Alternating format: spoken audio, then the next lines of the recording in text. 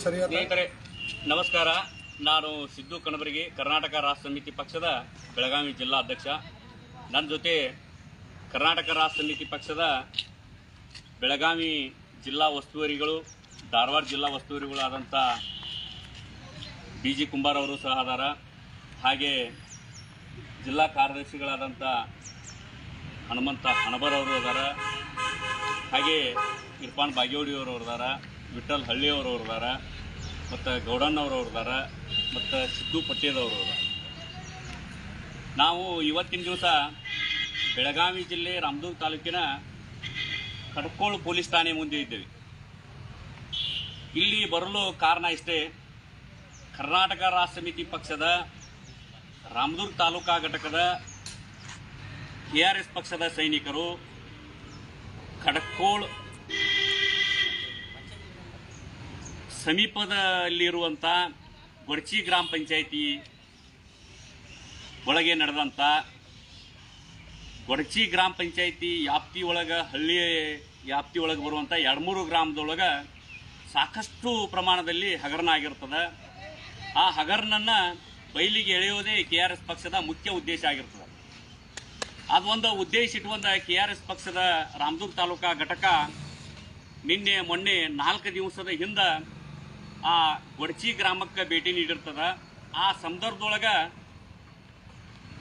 ತೊಟ್ಗಟ್ಟಿ ಗ್ರಾಮಕ್ಕೆ ಕುಡಿಲಿಕ್ಕೆ ನೀರಿರೋದಿಲ್ಲ, ದಯವಿಟ್ಟು ನೀವು ನೀರನ್ನು ನಮ್ಮ ಗ್ರಾಮಕ್ಕೆ ಸರಬರಾಜು ಮಾಡ್ರಿ ಅಂತೇಳಿ KRS ಪಕ್ಷದ ಜಿಲ್ಲಾ ಪ್ರಧಾನ ಕಾರ್ಯದರ್ಶಿಗಳಾದಂಥ ಶ್ರೀ ಹನುಮಂತ ಮಡಿವಾಳರವರು ಆ ನೀಚ ಅಯೋಗ್ಯ PDO ಹೆಣ್ಮಗಳದಾಳ, ಆ ಹೆಣ್ಮಗಳ PDO ಕಾಲಿಗೆ ಬೀಳ್ತಾನ, ಮೇಡಮ್ ನಿಮಗೆ ನಮ್ಮ ಗ್ರಾಮಕ್ಕೆ ಕುಡಿಲಿಕ್ಕೆ ನೀರು ಕೊಡ್ರಿ ಅಂತೇಳಿ ಕಾಲು ಬೀಳಕ್ಕೆ ಹೋಗ್ತಾನೆ. ಈ ವಿಡಿಯೋ ಎಲ್ಲೆಲ್ಲೂ ಸಹ ಸಾಕಷ್ಟು ಸೋಷಿಯಲ್ ಮೀಡಿಯಾದೊಳಗೆ ಈಗಾಗಲೇ ಹರಿದಾಡ್ತಾ ಇದೆ. ಇಷ್ಟೊಂದೆಲ್ಲ ಸಾಕ್ಷಿಗಳು ಇದ್ರೂ ಸಹ ಅದರ ಮಾರನೇ ದಿವಸ ಮತ್ತೆ ನೀರನ್ನು ಕೇಳಲಿಕ್ಕೆ KRS ಪಕ್ಷದ ಸೈನಿಕರು ಅದೇ ಗೊಡಚಿ ಗ್ರಾಮ ಪಂಚಾಯಿತಿಗೆ ಹೋಗ್ತಾರೆ. ಆ ಸಂದರ್ಭದೊಳಗೆ ಅಲ್ಲಿ ಇರುವಂಥ ಒಂದಿಷ್ಟು ಜನಪ್ರತಿನಿಧಿಗಳು ಹಾಗೂ ಅಲ್ಲಿರುವಂಥ ನೌಕರರ ವರ್ಗ ಸೇರಿ KRS ಪಕ್ಷದ ಸೈನಿಕರ ಮೇಲೆ ಹಲ್ಲೆ ಮಾಡಿರ್ತದ.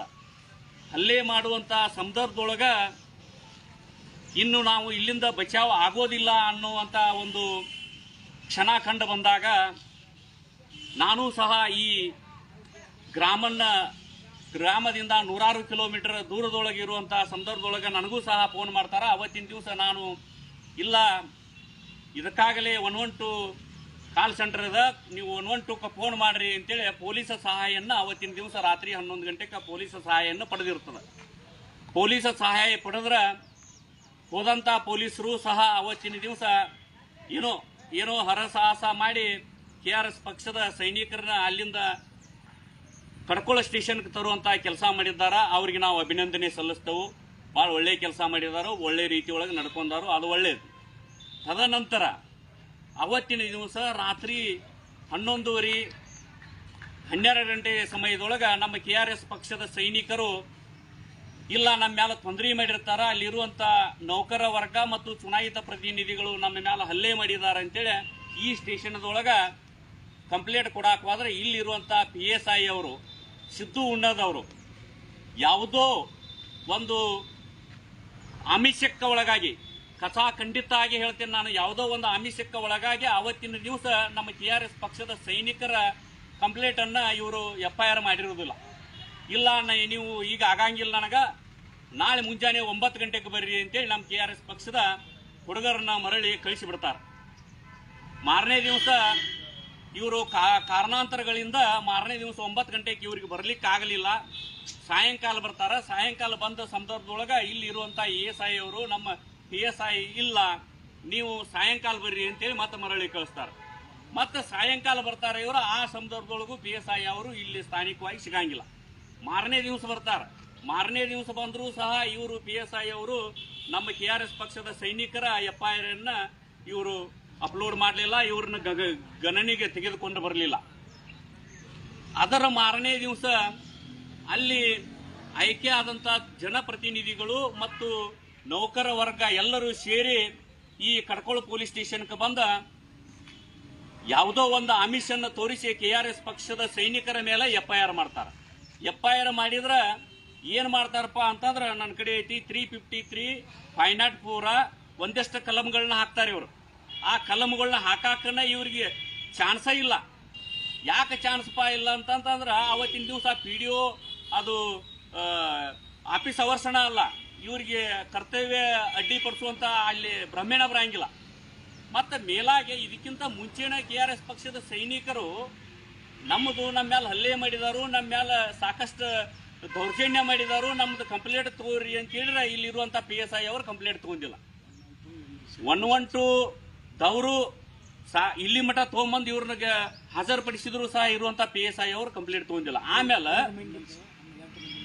ಇರುವಂತ 5 ಮಂದಿ ಮ್ಯಾಲ ಹಲ್ಲೆ ಮಾಡಿ ತದನಂತರ ಸರ್ಕಾರಿ ಆಸ್ಪತ್ರೆಗೆ ಹೋಗಿ ಇರುವಂತ ಸೈನಿಕರು ಅಡ್ಮಿಟ್ ಆಗಿದ್ದಾರೆ. MLC ರಿಪೋರ್ಟ್ ಆಗೈತಿ. ಇಷ್ಟೆಲ್ಲ ದಿನಮಾನದೊಳಗೆ 4-5 ದಿನದೊಳಗೆ ಇಷ್ಟೊಂದು ಕಾರ್ಯಕ್ರಮ ನಡೆದ್ರು ಇಲ್ಲಿರುವಂತ PSI ಅವರಿಗೆ ಗಮನಕ್ಕನ ಬರಲಿಲ್ಲ. ಅಲ್ಲಿ ಯಾರೋ ಅಥವಾ ಚುನಾಯಿತ ಪ್ರತಿನಿಧಿಗಳು ಅಥವಾ ಯಾವುದೋ ಶಾಸಕರು ಸಂಸದರು ಯಾರೋ ಒಂದು ಮಾತಿಗೆ ಮಣಿದು ಇಲ್ಲಿರುವಂತ PSI ಅವರು ಏನ್ ಮಾಡಿದಾರಪ್ಪ ಅಂತಂದ್ರ, ಯಾರು ಹಲ್ಲೆ ಮಾಡಿಸ್ಕೊಂಡಾರು, ಯಾರು ದೌರ್ಜನ್ಯಕ್ಕೆ ಒಳಗಾಗಿದಾರು ಅಂತವ್ರ ಮೇಲನ ಇಲ್ಲಿ ಇರುವಂತ PS ಅವರು ಮತ್ತೆ ಹಲ್ಲೆ ಮಾಡೋದು ಅಲ್ಲೂಲೆ 353 504 ಇನ್ನೊಂದು 2-3 ಕಲಂಗಳನ್ನ ಹಾಕಿದಾರ. ಹಾಕ್ಲಿ, ಒಳ್ಳೇದ. ಯಾಕಂತಂದ್ರೆ ಇವ್ರು ಯಾವ ರೀತಿ ಕೆಲಸ ಮಾಡ್ತಾರ ಅನ್ನೋದನ್ನ ನಾವು ಮುಂದಿನ ದಿನಮಾನದೊಳಗೆ ಇಲ್ಲೇ ಇರ್ತೇವೆ, ನಾವು ನೋಡ್ತೇವೆ. ಮೇಲಾಗಿ ನಾನು ಏನು ಕೇಳಲಿಕ್ಕೆ ಇಚ್ಛೆ ಪಡ್ತೀನಿ ಅಂತಂದ್ರೆ, ಇಲ್ಲಿರುವಂತ PSI ಅವ್ರನ್ನ ನೀವು ಇವ್ರ ಮ್ಯಾಲ ಹಲ್ಲೆ ಮಾಡಕ್ ನಿಮಗ ಯಾವ ಸೆಕ್ಷನ್ ಅಡಿ ಸಂವಿಧಾನದೊಳಗೈತಿ? ಆಮೇಲೆ ಇವ್ರಿಗೆ ಬೇಡಿ ಹಾಕೊಂಡ್ ಹೋಗಿದಾರಂತ. ಇವ್ರು ಬೇಡಿ ಹಾಕೊಂಡ್ ಹೋಗಾಕ ಇವ್ರು ಇನ್ನು ಯಾವ ದಿನಮಾನದೊಳಗದಾರು? ಇಲ್ಲಿ ಮಾನವ ಹಕ್ಕು ಏನಾತು ಅಂದ್ರೆ ಇವ್ರು ಮಾಡಿದ್ದ ಏನು ರೌಡಿ ರಾಜ ಆಗಿಬಿಟ್ಟೈತಿ ಅಂತ ಹೇಳಿ ನಮಗ ಕಂಡು ಬರತ್ತಿದ. ಅಂದ್ರೆ ಸ್ಟೇಷನ್ಗಳು ಯಾವ ರೀತಿ ಆಗಿದಾವ ಅಂದ್ರೆ ಅಡ್ಡಗಳು ಆಗಿಬಿಟ್ಟಿದಾವ. ಯಾವ ಜನಪ್ರತಿನಿಧಿಗಳು ಅಥವಾ ಒಂದಿಷ್ಟು ದುಡ್ಡು ಉಳ್ಳವರ ಕೈಯಾಗ ಸಿಕ್ಕ ಎಲ್ಲಾ ಸ್ಟೇಷನ್ಗಳು ಈ ಮಟ್ಟಕ್ಕೆ ಇಳಿದು ಬಿಟ್ಟಿದ್ದಾರೆ.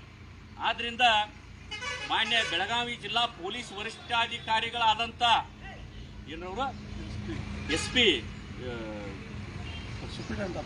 ಅಲ್ಲ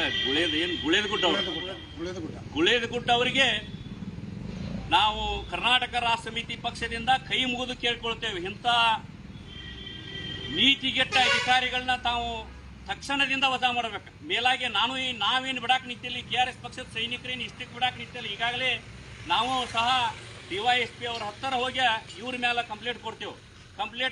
2-3 ದಿನಮಾನದೊಳಗ ಸ್ವತಃ ನಿಮ್ಮ SP ಆಫೀಸ್ ಮುಂದೆ KRS ಪಕ್ಷದ ಸೈನಿಕರು ಎಲ್ಲರೂ ಸೇರಿ ನಿರಂತರ ಈ PSI ಅವ್ರನ್ನ ಇಲ್ಲಿಂದ ವಜಾ ಮಾಡುವವರಿಗೆ ನಿಮ್ಮ ಬಾಗಲಾಗ ನಾವು ಧರಣಿ ಕುಂಡ್ರಾಕು ನಾವು ಸಹ ರೆಡಿಯಾಗಿ ನಿಂತೇವೆ. ಯಾಕಪ್ಪ ಅಂತಂದ್ರೆ ಒಬ್ಬ ಸಮಾಜಮುಖಿ ಕೆಲಸ ಮಾಡುವಂತ ಹೋರಾಟಗಾರರ ಮ್ಯಾಲನ ನೀವು ಇಷ್ಟೊಂದು ಕೇಸುಗಳನ್ನ ಜಡಿಯೋದಾದ್ರ ಇನ್ನ ಪಾಪ ಏನೂ ಗೊತ್ತಿಲ್ಲದಂತ ಜನಸಾಮಾನ್ಯರ ಮೇಲೆ ಎಷ್ಟು ಕೇಸ್ ಮಾಡಿರಬಹುದು.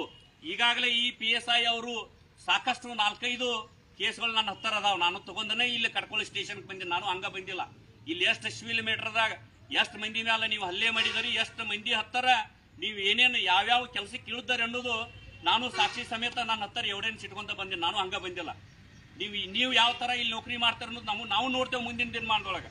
ಯಾಕಪ್ಪ ಅಂದ್ರ ಇಷ್ಟೊಂದು ಸಮಾಜಮುಖಿ ಕೆಲಸ ಮಾಡಲಿಕ್ಕೆ ಹೋರಾಟಕ್ಕೆ ಸಿದ್ಧರಾಗಿ ನಿಂತಂತ ಸಾರ್ವಜನಿಕರ ಮೇಲೆ ನೀವು ಕೇಸ್ ಮಾಡೋದಾದ್ರ ನೀವು ಸಾರ್ವಜನಿಕರ ಸೇವೆ ಮಾಡ್ತೇನೆ ಅಂತೇಳಿ ಅವತ್ತಿನ ದಿವಸ ಪ್ರಮಾಣ ಮಾಡಿ ಸಾರ್ವಜನಿಕರ ಹತ್ತಿರ ಸಾರ್ವಜನಿಕರ ಕಟ್ಟುವಂತ ಸಂಬಳದೊಳಗ ನೀವು ಕೆಲಸ ಮಾಡುವಂತ ನೌಕರದಾರನ ಈ ಮಟ್ಟಕ್ಕೆ ಇಳಿದಾದ್ರ ಸಾರ್ವಜನಿಕರ ಸೇವೆಗೆ ಇರೋರು ನೀವನ್ನ ಈ ಮಟ್ಟಕ್ಕೆ ಇಳಿದಾರೆ. ಇನ್ನು ಸಾರ್ವಜನಿಕರು ಯಾವ ಮಟ್ಟಕ್ಕೆ ಇಳಿಬೇಕು ಅನ್ನೋದನ್ನು ಕರ್ನಾಟಕ ರಾಜ್ಯದ ಜನತೆ ನೋಡ್ಬೇಕು.